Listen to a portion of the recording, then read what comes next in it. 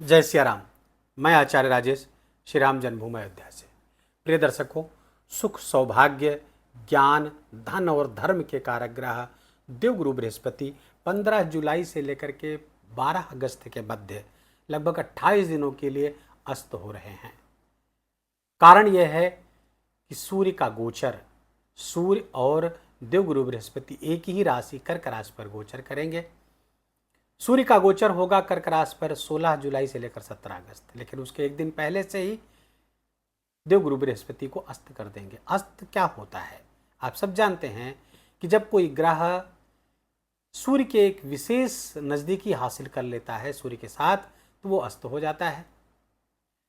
देवगुरु बृहस्पति जब 11 डिग्री के अंतर पर आ जाते हैं सूर्य के साथ, तो वो अस्त हो जाते हैं। अर्थात देवगुरु बृहस्पति का तेज, प्रकाश, ज्ञान, प्रभाव सूर्य के प्रकाश पे विलीन हो जाता है, सूर्य के तेज में विलीन हो जाता है। और ये हर ग्रह पर लागू होता है, राहु और केतु को छोड़ करके। अब देवगुरु बृहस्पति अस्त हो रहे हैं तो उसका क्या परिणाम प्राप्त होगा, क्या उपाय किए जाए जिससे कि देवगुरु बृहस्पति के अस्त होने का हमें दुष्परिणाम न प्राप्त हो। इस सब चर्चा इस वीडियो में हम करेंगे। साथ ही साथ सूर्य नारायण सूर्यदेव के गोचर का भी परिणाम हम जानेंगे। कुंभ राशि के जातकों के लिए सूर्यदेव, पहले हम सूर्य के गोचर को समझ ले। सूर्यदेव आपके सप्तम स्थान के स्वामी हैं। सप्तम स्थान के स्वामी होकर के छठे स्थान पर गोचर करेंगे। सप्तमेश का छठे स्थान पर गोचर करना जीवन साथी के स्वास्थ्य में थोड़ी प्रॉब्लम लाता है, परेशानियां लाता है। जीवन साथी के स्वास्थ्य का ध्यान रखना चाहिए। लेकिन छठे स्थान पर सूर्य का गोचर बड़ा शानदार होता है, शत्रुहंता योग बना देते हैं। वास्तव में शत्रुहंता योग का मतलब ये होता है कि आपका जो कंपटीशन है, आपका जो प्रतिस्पर्धा है, उससे बाहर निकलने या उसको क्रैक करने, सफलता प्राप्त करने के लिए सूर्य का छठे स्थान पर गोचर करना बड़ा शानदार हो जाता है। क्योंकि सूर्य आपको वो विवेक देते हैं, वो बुद्धि देते हैं, जिससे आप अपने अपोनेंट्स पे, चाहे वो कोई प्रतिस्पर्धा हो, कोई कंपटीशन हो, या कोई शत्रु हो, कोई कोई रोग हो, सब पर आप हावी हो सकते हैं सूर्य के प्रभाव से। तो ये तो बड़ी अच्छी स्थिति है, लेकिन जीवन साथी के स्वास्थ्य का ख्याल रखना होगा। सूर्य के इस गोचर से थोड़ा सा व्यय आपका बढ़ सकता है, क्योंकि सूर्य की दृष्टि द्वादश स्थान पर जा रही, व्यय भाव पर जा रही। ये तो हुआ सूर्य का गोचर। अब आते हैं मूल विषय, देवगुरु बृहस्पति के अस्त होने का क्या परिणाम प्राप्त होगा। देवगुरु बृहस्पति के अस्त होने से उनका बल कम हो जाता है। तो उस पर्सपेक्टिव में हम देखेंगे तो देवगुरु बृहस्पति आपके इनकम के स्वामी हैं, लाभ के स्वामी हैं, और आपके धन के स्वामी हैं। लाभ और धन दोनों के स्वामी होकर के देवगुरु बृहस्पति छठे स्थान पर उच्च के होकर गोचर कर रहे हैं। तो होना तो ये चाहिए था आपका लाभ बढ़ना, आपका धन बढ़ना छठे स्थान के थ्रू, अर्थात रोग के थ्रू। अर्थात अगर आप डॉक्टर हैं, हीलर हैं, तो उसके माध्यम से आपका धन बढ़ना, आपका लाभ बढ़ना, इनकम बढ़ना। शत्रु से संबंधित, अर्थात आप लॉयर हैं, तो उसके माध्यम से, कंसल्टेंसी के माध्यम से ये आपका धन बढ़ना। और तीसरा कि कोई कंपटीशन, कोई प्रतिस्पर्धा या आदि से जुड़े होकर के भी आप इस तरह से धन कमा सकते थे। लाभ की वृद्धि, धन की वृद्धि ये होना था। लेकिन जब अस्त हो गए तो क्या परिणाम प्राप्त होगा, क्योंकि बल तो रहा नहीं, बल तो अब सूर्य के अधीन हो गया। तो क्या परिणाम प्राप्त होगा, तो ज्योतिष में इसको कहते हैं कि लाभ भंग योग बन गया। तो लाभ भंग योग यहां पर बना, तो आपके इनकम से संबंधित चीजों, जहां से आपको लाभ हो रहा था, अर्थात चिकित्सा से जुड़ करके, कोर्ट कचहरी से जुड़ करके, अपोनेंट्स के माध्यम से, शत्रुओं के माध्यम से जो लाभ, रोग के माध्यम से जो लाभ, लोन के माध्यम से, ईएमआई से संबंधित लाभ, प्रतिस्पर्धा से जो लाभ होना था, वो 28 दिन के लिए ब्रेक डाउन में चला जाएगा। अर्थात उसमें भारी मात्रा में कमी हो जाएगी, कभी आप महसूस कर सकते हैं। ये 3 काम आपके बिगड़ सकते हैं, या आप समझिए कि कुछ समय के लिए रुक सकते हैं, बस इतना ही होगा। इसके बाद तो सूर्य को फिर देवगुरु बृहस्पति उदय हो जाएंगे 12 अगस्त के। तो चिंता करने की बात नहीं है, कुछ ही दिन की तो बात है। लेकिन इस बीच कोई बड़ा कदम ना उठाएं, और उस बड़े कदम के कारण कहीं ऐसा ना हो कि वो नुकसान आपको लंबे समय तक भोगना पड़े। ग्रह तो आएंगे चले जाएंगे, कुछ समय के लिए हैं, लेकिन उस बीच अगर कोई गलती होती है तो उसका परिणाम हमें लंबे समय तक भोगना पड़ता है।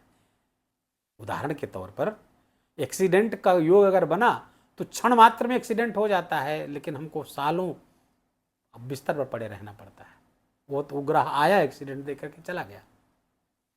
इसी तरीके से तो बड़ी सावधानी पूर्वक के समय।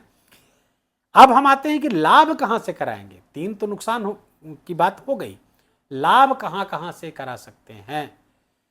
अब दूसरा जो भाव है धन भाव के स्वामी है, वो यहां पर जाकर धन भंग योग बना करके यहां बैठे हुए हैं, तो धन कहां जाना चाहिए था? रोग ऋण शत्रु पर जाना चाहिए था। रोग ऋण शत्रु पर ये धन लगना चाहिए था, क्योंकि धन आ रहा है कहां? धन के स्वामी कहां आ रहे हैं? रोग ऋण शत्रु के भाव पर, छठे भाव पर, मुश्किलों के भाव पर, परेशानियों के भाव पर। लेकिन जब इनके बल में ही कमी हो जाएगी तो फिर तो लाभ हो गया साहब।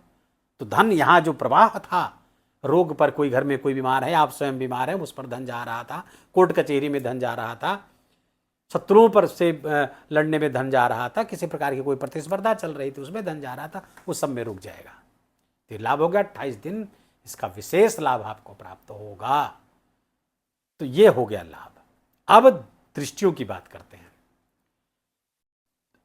देवगुरु बृहस्पति की दृष्टियां 3 हैं, 5, 7, 9। जहां जहां देवगुरु बृहस्पति की दृष्टियां जाती हैं, आप सब सुने होंगे कि वहां पर अमृत वर्षा होती है, अमृत का संचार होता है। वो भाव बहुत फलित होता है, बहुत लाभकारी हो जाता है। उस भाव के जो सिग्निफिकेंस है बहुत एक्सपेंड हो जाते हैं, बहुत विस्तार हो जाता है।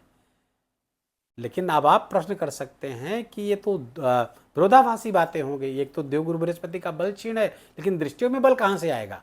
तो बल होगा, देव ज्योतिष का सिद्धांत है कि 2 ग्रह या 3 ग्रह युति में है तो उनकी दृष्टि, उनका जो प्रभाव है दृष्टियों में ट्रांसफर होता है।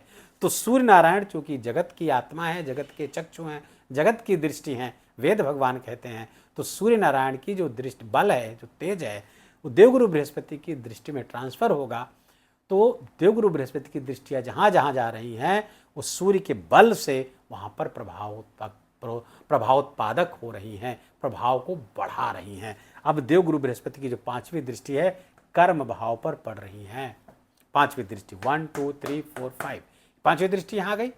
तो कर्म भाव से, कहा सेवा के भाव के, सर्विस के भाव से कर्म भाव को देखा, अर्थात सर्विस लगने की संभावना को यहां पर प्रबल कर देंगे, नौकरी लगने की संभावना को प्रबल करेंगे। आपके कैरियर में उन्नति, क्योंकि अब सूर्य से संयुक्त है और सूर्य को यहाँ दिग्बल प्राप्त है, गुरु को भी दिग्बल यहाँ प्राप्त हो जाता है। तो कुल मिलाकर के कैरियर में उन्नति कराते हुए दिख रहे हैं, बदलाव के साथ, क्योंकि यहाँ पर बदलाव की राशि, वृश्चिक राशि बैठी हुई है। कुछ ट्रांसफर हो सकते हैं, कुछ बदलाव उसमें हो सकता है, लेकिन होगा आपकी भलाई के लिए, होगा आपकी अच्छाई के लिए। कोई नया प्रोजेक्ट, कोई नई नौकरी, कोई नया कॉन्ट्रैक्ट आपको प्राप्त होता हुआ दिख रहा है। सरकारी सेक्टर से जुड़ करके कोई सर्विस का काम करते हैं आप, कोई सरकारी वेंचर्स के साथ हैं, नौकरी करते हैं, सरकारी अधिकारी, उन सब के लिए बहुत अच्छे लाभ की स्थिति यहाँ पर बनी हुई है। देवगुरु बृहस्पति की जो 7वीं दृष्टि है वो पड़ रही है आपके 12 भाव पर। 12 भाव पर पड़ने से आपके खर्चे बढ़ सकते हैं, व्यय बढ़ सकता है, उस पर नियंत्रण रखने की आवश्यकता है। यात्राएं होंगी, कुछ धार्मिक यात्राएं, विष्णु मंदिर आदि जा सकते हैं, गुरु आश्रम आदि की यात्राएं भी यहाँ पर कराएंगे। फॉरेन से जुड़ करके आपका कोई सर्विस है, मल्टीनेशनल कंपनी आदि में काम करते हैं, तो ये आपके लिए लाभकारी है, क्योंकि फॉरेन के भाव को देखेंगे और सर्विस के भाव से देख रहे हैं, तो वहाँ से संबंधित कोई सर्विस है वो लाभकारी है। लेकिन सूर्य के साथ संयुक्त है, तो जिस देश में रह रहे हैं वहाँ के कानून का पालन करें, वहाँ रखे राजा का, वहाँ के शासक का, वहाँ के शासन का सम्मान करें, कोई रूल न ब्रेक होने पाए, इस बात का ध्यान रखेंगे। अब जो 9वीं दृष्टि है देवगुरु बृहस्पति की, वो बड़ी कल्याणकारी होती है, वो भाग्यकारी दृष्टि मानी गई है। काल पुरुष की कुंडली में जो 9वां भाव होता है भाग्य कारक होता है, उसके 9 भाव के कारक भी देवगुरु बृहस्पति होते हैं, इसलिए उनकी 9वीं दृष्टि को भाग्य कारक दृष्टि मानते हैं। तब इनकी 9वीं दृष्टि कहाँ पड़ रही? धन भाव पर पड़ रही है। जिस भाव के स्वामी आकर के यहाँ बैठे हुए हैं, अब उसी भाव पर देवगुरु बृहस्पति की दृष्टि पड़ रही है, अपनी ही राशि पर पड़ रही है, और साथ ही साथ सूर्य से अंतर्वलित दृष्टि जा रही है, अर्थात सूर्य का तेज भी यहाँ आ रहा है। तो ये भाव प्रकाशित होगा, धन की वृद्धि होगी, संचित कोष में वृद्धि होगी, परिवार की वृद्धि हो सकती, परिवार के मेंबर्स में वृद्धि हो सकती है, प्रॉपर्टी आदि में भी, पारिवारिक संपत्ति में भी वृद्धि होती हुई दिख रही है। साथ ही काउंसलिंग के कार्यों से जुड़े हुए, एडवाइजरी के कार्यों से जुड़ी हुई है, शिक्षक हैं आप, पढ़ाते हैं, उस सब के लिए, क्योंकि वाणी का भाव है यहाँ पर देवगुरु बृहस्पति की दृष्टि और सूर्य के तेज से युक्त जब जाएगी तो वहाँ पर प्रभाव को बढ़ाएगी, वाणी के प्रभाव को बढ़ाएगी। यदि आप धर्माचार्य हैं, कथाकार हैं, इन सब के लिए बहुत अच्छी स्थिति यहाँ पर बनती हुई दिख रही है। एक खूबसूरती और है कि शनिदेव यहाँ पर गोचर कर रहे हैं और इसी कारण से कुंभ राशि के जातकों के लिए अंतिम दौर की 7.5 भी चल रही है। लेकिन देवगुरु बृहस्पति पुष्य नक्षत्र पर गोचर कर रहे हैं। पुष्य नक्षत्र के स्वामी शनि हैं, तो शनि के नक्षत्र पर गोचर कर रहे हैं, लेकिन उन पर दृष्टि किस पर है? शनि पर। तो बड़ा अच्छा सुंदर है और शनि और गुरु में नवम पंचम राजयोग भी वर्तमान में चल रहा है, तो ये बहुत अच्छे योग बने हुए हैं। तो धन भाव विशेष रूप से यहाँ पर एक्टिवेटेड है, लाभकारी है। लेकिन थ्रू छठा रोग ऋण शत्रु के थ्रू ये सब बढ़ता रहेगा, आपका लाभ की स्थिति बनी रहेगी। उपाय क्या करें?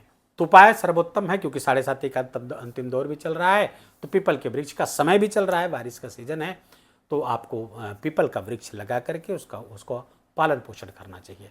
और कम से कम एक, अधिक लगा सके तो बहुत अच्छा, और इसे प्रतिवर्ष करते रहें तो और की लाभ की स्थिति रहेगी, नंबर 1। दूसरा, हल्दी, 1 चम्मच हल्दी डाल करके पानी में आप नहाइए, नहाते समय डाल लें तो ये अब बहुत अच्छा उपाय होगा। केसर का तिलक मस्तक पर, जिह्वा पर और नाभि में लगाएंगे, डेली लगाएंगे, बहुत दिन तक भी लगा सकते हैं आप, लेकिन कम से कम इन 28 दिनों में तो जरूर करें। दूसरा, पीली वस्तुओं का दान करें, कच्ची दाल, वस्त्र, हल्दी आदि आप मंदिर में, मंदिर के पुजारी को, किसी जरूरतमंद को या किसी नदी में प्रवाहित कर सकते हैं। किसी एक बृहस्पतिवार को ये करना है इन 28 दिनों के मध्य में। और हो सके तो ओम नमो भगवते वासुदेवाय या गुरु के बीज मंत्र ओम गुम गुरुवे नमः, इस मंत्र का जप करेंगे तो और बहुत अच्छे परिणाम आपको प्राप्त होंगे। वीडियो को यहीं विराम देंगे। वीडियो अच्छा लगा हो, आपके काम का लगा हो, मेरा बोलना आपका सुनना दोनों सार्थक हुआ तो कृपा करके इस वीडियो को लाइक करिएगा, अपनों के साथ शेयर करके उनको भी इसका लाभ दीजिएगा। कमेंट में जाकर जय सिया राम लिखना बिल्कुल भी मत भूलिएगा, मेरा विशेष निवेदन, विशेष आग्रह आपसे हाथ जोड़ करके। चैनल पर नए तो इसको सब्सक्राइब कर लीजिए, बेल आइकन की घंटी दबा लीजिए और प्लीज़ अपना बहुत बहुत ख्याल रखिए। जय जय सिया राम।